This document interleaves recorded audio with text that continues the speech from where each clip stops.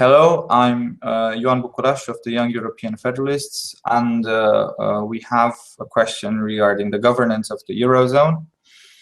The former Polish Foreign Minister Sikorski once famously said that he fears German power less than German inaction. Would you agree?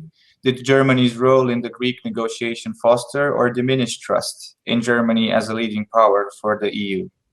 Okay, and let's, first of all, to get a response to Ioan, let's turn to Maria. So from a Greek perspective, what would you say to Ioan about German leadership in Europe?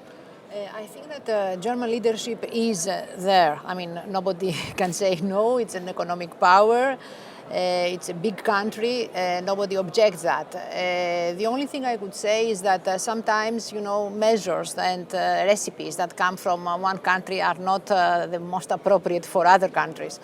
And in Greece, we saw that, there is a kind of fear of the budget deficit in Germany. So, although USA live with budget deficits already so many years. So I think, just to simplify, that the way that you impose austerity measures, Germany imposed austerity measures to Greece, I think was not the best way for resolving the problem, and this was proved 5 years later. We are not advancing very much on that. So I think that solidarity in the European Union, also the recognition of the differences, cultural differences, national differences, the way that societies work, have to be respected in order to find solutions together. I think that, I'm optimistic for the future, that we will really become a good member of the Eurozone. And I agree that we have to change a lot to make structural changes in Greece in every level. But the way that we do that maybe is not the one that Germany, the economic power, thinks and prescribes. Okay, László Andor, do you fear German inaction more than German power?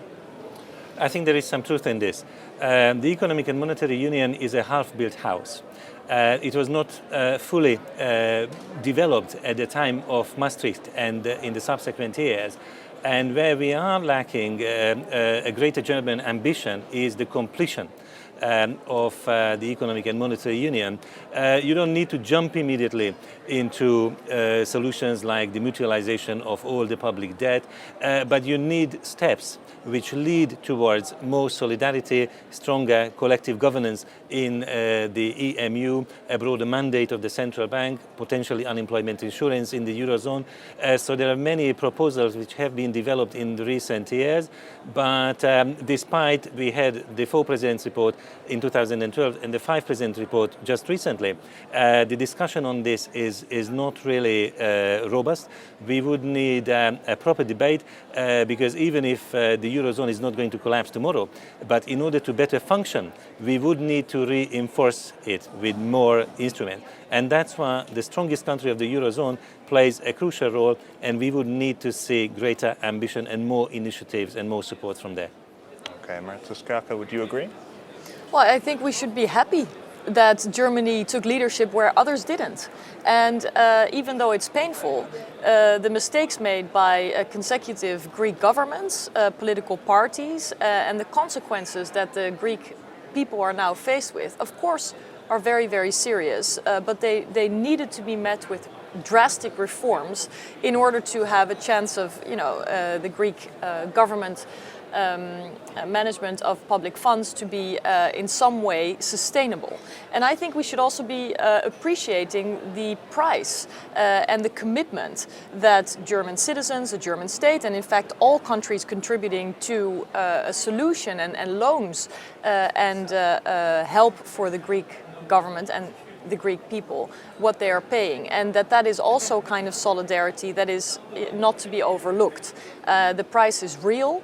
Our economies are all under some kind of pressure, of course in many southern European countries more than other parts of Europe, But indeed, the leadership of Germany has created a breakthrough, and I am by and large positive about this, although I'm critical of the fact that others left such a vacuum. I would have liked to see more European leadership by more member states' governments, so that it didn't have to be left to the strongest economy who felt pushed really to take on this role with more force. Okay.